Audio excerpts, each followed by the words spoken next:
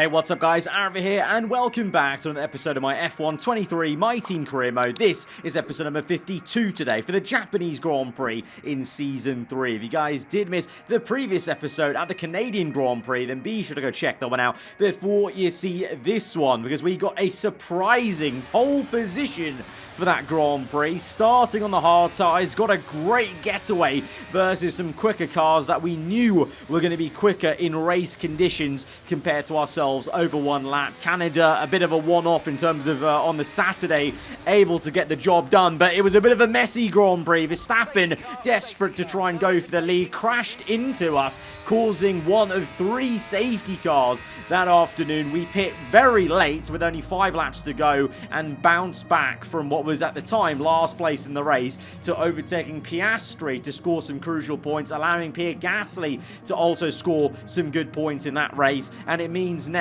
Verstappen is still in the lead of the championship, but Piastri actually did manage to bring the gap down to 8 points. We're in 3rd place still, but Bottas now is only 1 point behind us, having dominated that last part of the race and going on for the win. Gasly with his podium as well continues to slowly creep towards us. I mean, there's only 5 points separating myself down to Gasly, so it's going to get rather close between ourselves and our teammate, but that's no bother because, as I said at the end of last episode, at this point, I feel like in myself, I've accepted, I think we're maybe not going to be fighting for this driver's title. Absolutely bonkers things will have to happen with Verstappen and Piastri for that to happen. And so now my focus is, one, trying to improve the car still, that we can have a car to fight, because I do want to fight for the Constructors' Championship. That is still very much within touching distance. We just need to keep on working well as a team, both myself and Gasly scoring points, outscoring our rivals. Mainly McLaren is the one who are leading. Red Bull, they're still chasing McLaren, with us, and they're actually behind us in the championship. So, we're doing well in that regard. Even though Max is leading the way, Lando's maybe not scored as many points, this season. Very much a change of dynamic from what we had in Season 2. So to that effect, I'm going to go ahead and purchase this ultimate brake upgrade, because I've been talking about getting a brake upgrade, and I thought if we're going to buy one, we may as well go for the ultimate upgrade, because this will be now, and I mean it now, this will be the final upgrade we ever make in this season. Because to be fair, we're nearly maxed out on the car. We've got 1 upgrade left on aero, we've got 2 upgrades on chassis, and we've got 2 left on the engine side of things. And to be fair, the engine upgrades are only fuel. So we're actually only 2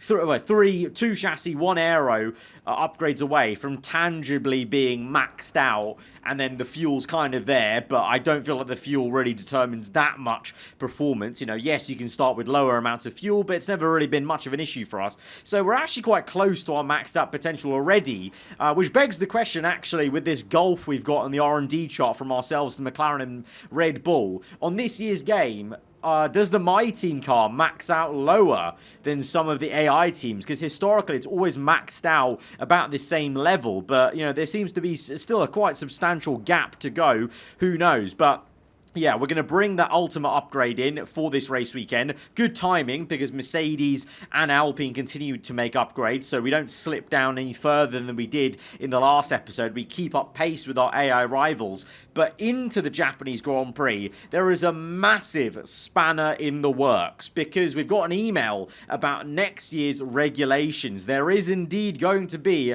an R&D reset from Season 3 into Season 4. So, and also at the same time, remember, we've still got, 3,000 R&D points to try and put in for our engine development. Obviously, we're building our own engine for 2026, which is Season 4. We've spent 9,000 points so far, and we've got 3,000 more to go if we want the highest level possible engine that we could build. Now, I think we can definitely save 3,000 points for that engine build, but now there's going to be the other caveat of we're also going to want to save as many R&D points for this regulation change. We don't know what departments they're going to affect, but if they affect more than one department, we could have a difficult decision to make in terms of, do we put it all towards our engine build, or do we put it towards the R&D of the car? Because either way, something's maybe going to suffer, and at the start of Season 4, we may have one area of the car that's not as great as the others. For one, I'm really hoping it's going to be an engine regulation reset, because that would work perfectly with our whole storyline of actually having a new set of regulations for 2026 for the engine, why we're building this engine for that season and not an earlier one, basically. So that would line up perfectly, if you could, F1 game, please. But yeah, either way, that's going to be another challenging part of this career series. But perhaps on track, the challenge may seem a little bit easier going into the Japanese Grand Prix, because don't mistake it, the ultimate brake upgrade we've just got for this race weekend, that's pretty big. It's an ultimate upgrade, and it's on an area of the car where for the last few episodes I really have felt, you know, it has been slacking. I haven't been a fan of the brake upgrades in previous F1 games, because usually they make the brakes feel like milk bottle tops. Like, you press them and the pressure is so high that you just lock up instantly. But honestly, this car did not have the brakes to slow it down from how quick it was going around some of these corners. So the brake upgrade is welcome, and I felt it was working well already off the bat in the first laps in Q1, and clearly it was, because Pierre Gasly is topping this session. We're P3, obviously early days though, it's the first session, and it was starting to rain at the end of that session, so no one else really improved their lap times. But you got Red Bull down in P10 and 14, both McLarens up there, so if it stayed like that, probably pretty ideal for Oscar Piastri, especially ideal for us as well if we kept this kind of speed. But we're going to have to see how it goes through this ever-changing Saturday, as it's now wet enough for intermediate tyres. In terms of this setup, I've kind of gone middle ways default setup with the wings, so we should be pretty well suited for both conditions, the dry and the wet here around Suzuka, because you need a lot of downforce anyway for this circuit. And the car, again, was feeling pretty damn good. We're able to slow it down well. We're 1-2 at the moment in these conditions. Gasly, again, though, looking a bit quicker than myself, so maybe these brake upgrades will actually benefit him even more than me in terms of that confidence level. But it's a bit of a howler for one of the McLarens, Valtteri Bottas. He just won the last Grand Prix, and usually the AI take a lot of, you know, momentum from winning a race, and they carry on doing well after that. But Bottas comes crashing back down to reality out of qualifying in P11. Piastri gets into P8, but it looks like McLaren are struggling a little bit in these wet conditions. Red Bull looking strong, and also the Ferrari of Carlos Sainz in third place there. But it's heavy rain now into the top 10 shootout. It's bucketing it out there. It's now a little bit iffy on the throttle. It was actually okay on intermediates, but now having to really watch out where we're putting the power down. We're kind of skating through these corners, but we've maybe set a purple in the middle sector. It's green on the top right. A little bit of understeer though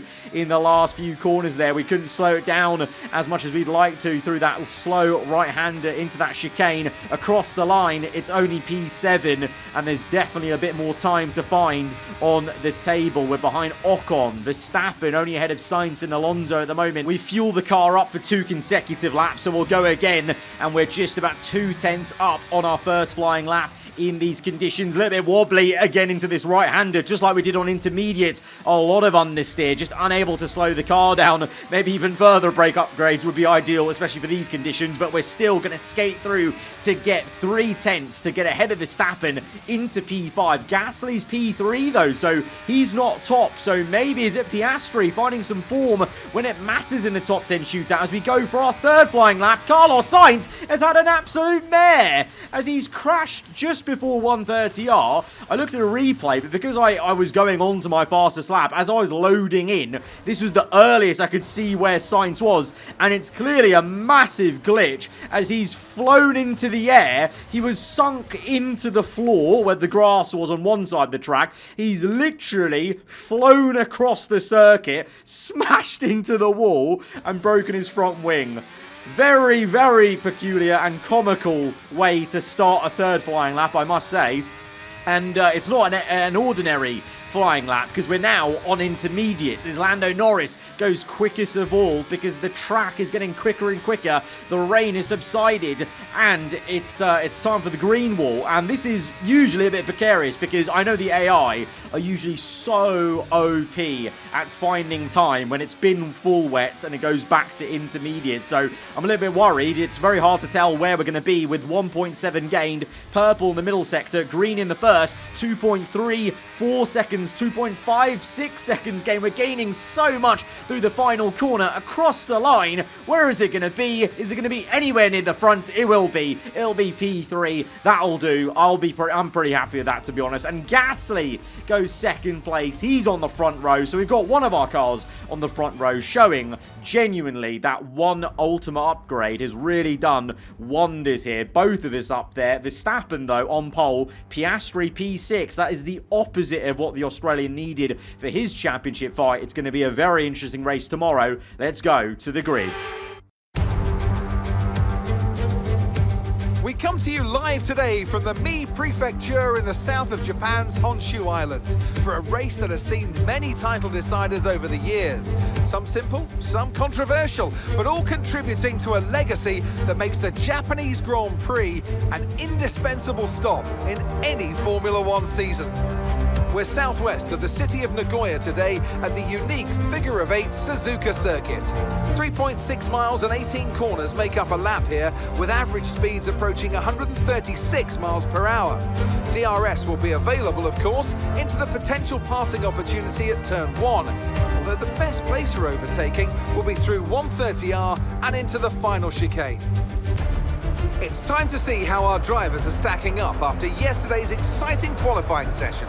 World champion Max Verstappen starts from pole position, and it's Pierre Gasly in P2. Looking at the rest of today's grid, we have the owner driver, Norris, Oscar Piastri, Ocon, Fernando Alonso, Leclerc, Sainz, Bottas, Ricciardo, Tsunoda, Liam Lawson, Albon, Russell, the owner driver, Hulkenberg, Stroll, Théo Pourchaire, Magnussen, Mick Schumacher and Logan Sargent. And with lights out just moments away, it's time to go down to the track.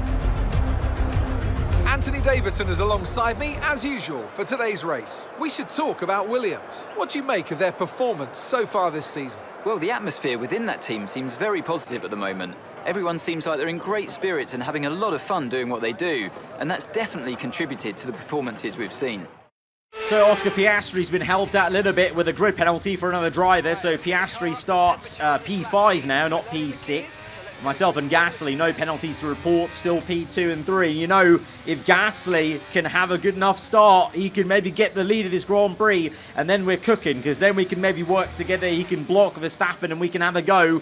You know, we know how quick Red Bull are in race conditions, just like in real life. In the game now in Season 3, they've been so rapid in a straight line. So this start is going to be crucial for Gasly, and for us as a team. We need to be making the most of this 2-3, and at least finishing where we're starting, you know, both on the podium to try and close the gap to McLaren. With Bottas outside the top 10, Piastri behind us, we could even take the lead, the championship in the Constructors today by the end of it. Let's see. Verstappen on pole though, Gasly alongside as we go to 5 red lights to the Japanese Grand Prix. It's a shocking start for the pole man, and through goes Pierre Gasly into the lead. We're up into second. Verstappen is down to P4. It's the worst possible start he could have hoped for from pole position, and it's the best possible start in terms of Oscar Piastri, because now the two title rivals are right next to each other. Verstappen just ahead of Piastri, and already seemingly, as we look behind, under pressure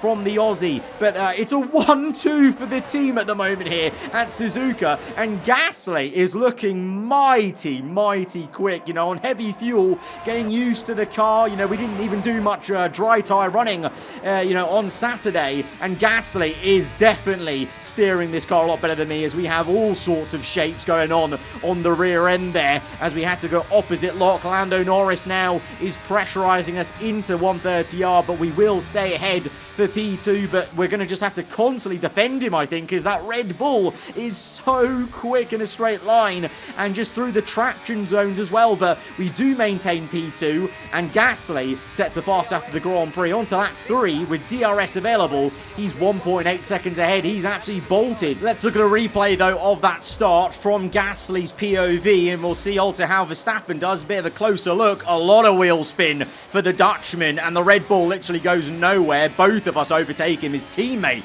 gets him into turn 1. Piastri himself didn't even get a great start, to be honest, so he's actually very lucky that Verstappen also got such a bad start. Otherwise, that really would have looked poor on the Australian. But there you go, being swamped as we look behind on board from Verstappen's car, and he's lost 3 positions in a flash into turn 1. But as we move back to the live racing action, lap 4 onto 5, Gasly over 2 seconds ahead. He is mullering us right now. He's so quick.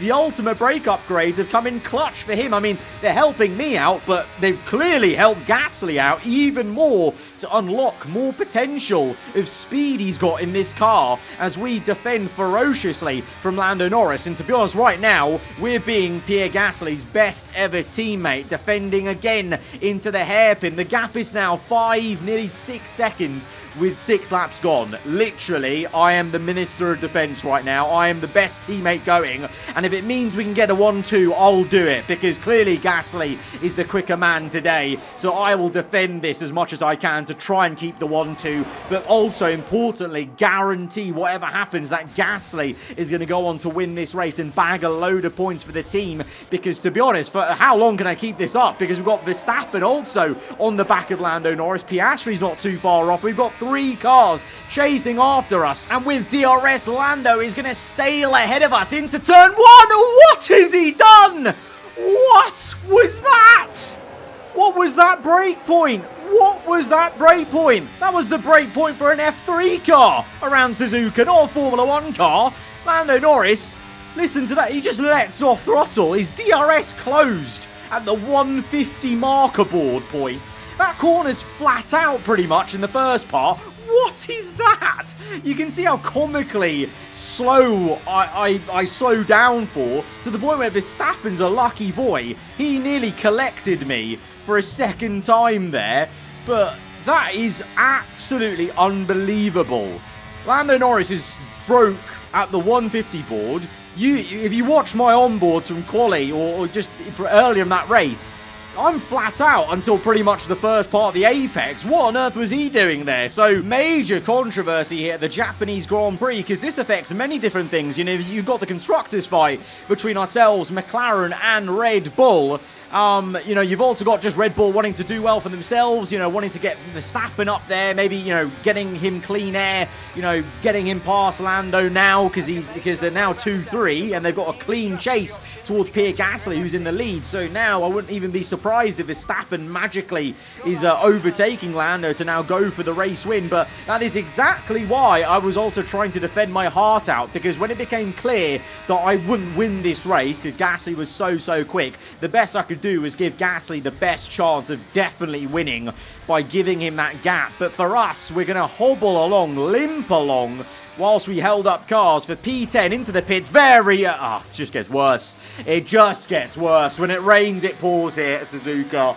It was definitely pouring yesterday, but it feels like it's raining in my world right here, right now on Sunday, because we've lost more time there now, ghosting and being reset in the pit lane. So it's a lap 8 pit stop. I was going to pit on lap 14 for the hard tyres. I'm now pitting on lap 8 for the hard, so I'm still in the same compound. Few more laps to go, but they're hard tyres, so they should be fine. And to be fair, we know how good this car is on hard, so let's just get our head down. We know how quick the car is now with this latest upgrade. Just get our head down, and we're just going to have to see where we can come through and, hope that Gasly does his job, and I will try and do mine at trying to recover as many points as I can as we see Perez there stricken in the Sauber. But look at us going now on to lap 11 with the fast lap of the Grand Prix on hard tyres, whilst everyone is still on their softs. from that first stint, just showing how much pace we do actually have and we can unlock in this car on the hard compounder tyre. And I'm pushing so hard at the start of this stint because I'd rather get ahead of people with a massive undercut than have to try and fight them and overtake them whilst protecting my tyres at the start of this stint.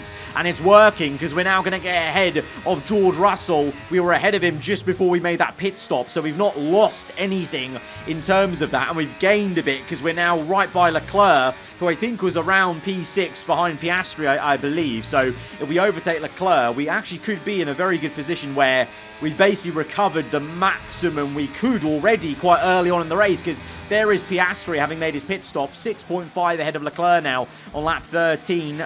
So once we get Leclerc, there's a few other people in the pits, but I think everyone else ahead of us has pits. You know, Piastri, Verstappen, Lando, our teammate Gasly. So let's go for this move on Leclerc and show Lando how to overtake at turn 1 and not brake too early into that 8. Honestly, I'm still baffled by that brake point. I was completely blindsided by that brake check.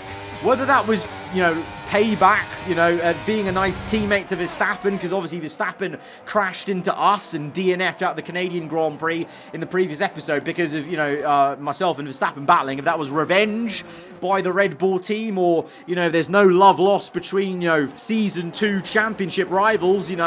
We beat Lando in the title fight last season. There's a whole plethora of reasons of why that could have happened, or it could just be silly AI coding for the brake zone.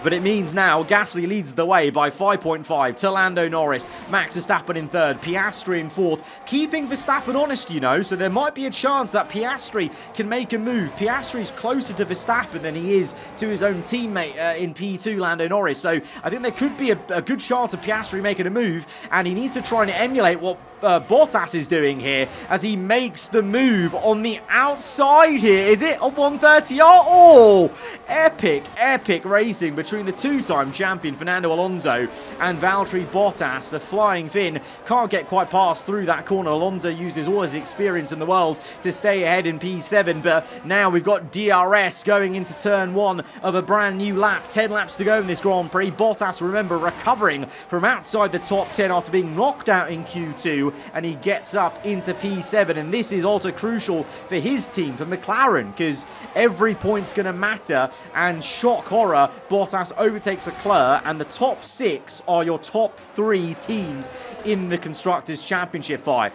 We've got 3 rounds left after this one. It's honestly game on. McLaren, Red Bull and ourselves, we're all firing on full cylinders, trying to get as many points as we can. So I think this Constructors' battle is honestly going to go down right to the wire, and potentially the Drivers' Championship could, if Piastri can pull up his socks and try and have a move on Verstappen. It wouldn't be the end of the world if Verstappen stayed ahead of him. There would still be definitely enough races to try and mount a comeback in the championship.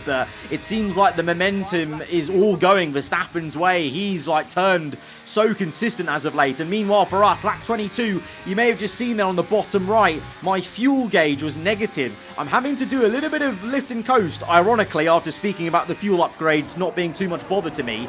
I've had to do a bit of lifting and coasting, but we're kind of in no man's land. We've maximised our position P5. Unfortunately, after that front wing off, that is all I can muster here. But to be honest, that's the best of the rest outside of this top 4 that are on a different level. And you know what? It's got pretty close. Look at Lando Norris. He's only 4 tenths behind Pierre Gasly. Piastri, 7 tenths behind Verstappen. Piastri's been under DRS from Verstappen this entire stint, but hasn't been able to do anything. Verstappen has not cracked, and I'm hoping Gasly won't crack, because look at this, onto the last sector of the last lap. Lando Norris is 2 tenths near to Pierre Gasly. So if it wasn't for all my defending, honestly, Gasly may not have a good chance to win this Grand Prix, but we did defend, and Gasly is going to hold it through. It's going to be his second win of this season, his second win for this team, 3rd win overall as a team. My one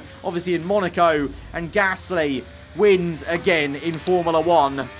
Exceptional stuff. This was a real team game here. I think he doesn't win that if I didn't defend so hard. Those 5 seconds he had, that was all me. So you can thank me again for his race win, like I did at the Belgium Grand Prix. We played the team game. We've come up short, obviously. No fault of our own. It is what it is, really. That's then for another fantastic Grand Prix here in Japan. A brilliant victory that has thoroughly earned the applause of the sellout crowd here today. Tell me, Ant, how do you think they were able to deliver such an incredible result today? I really feel the track layout combined with the track temperatures we saw today suited their car. These cars come alive when the tyres are just at the right temperature, and the driver did a great job managing that as well. They just look so comfortable out there. It's like anything, it always looks so easy when it all just clicks. A show-stopping performance from the three drivers approaching the podium right now. It's been an interesting Grand Prix, that's for sure. Gasly waving the French flag, proud. He's very, very happy with that second win of the season. Again, like I said, yeah, me to thank for, but it's a team game because honestly, I'm in team mode right now. I think even with this win, Gasly's actually going to be ahead of me in the Drivers' Championship. You know, that's how much I've switched over to my focus. You know, that's how much I've accepted, okay, it's Piastri v Verstappen. None of us are getting into the title fight. It's now time to go into full team mode. And if I can't win the championship drivers-wise, then I'd rather just focus on the constructors. You know, we can come back next season individually. But if we can try and somehow win this constructors championship, you know, knowing how poor this car was, how off the pace this car was at the beginning of the year, and knowing we've done it whilst funneling R&D and money into building our own engine for next season, I'll be so, so proud of managing to pull that off, you know, because it's been such a challenge. It's so many R&D points we've given away for this engine build, and also a lot of money as well for the HQ facility. So it will be an amazing achievement, to be honest, to win the Constructors. So there you go. Verstappen extends his gap then back to 11 points now to Piastri. 3 rounds to go. It's still very much game on between those two. Gasly is now ahead of me in the Drivers' Championship, 23 points. Mathematically, you know, Gasly's in the title fight. Mathematically, I'm in the title fight, but I just don't see us really bridging that significantly in terms of it mattering that much. But what does matter is 8 points to McLaren.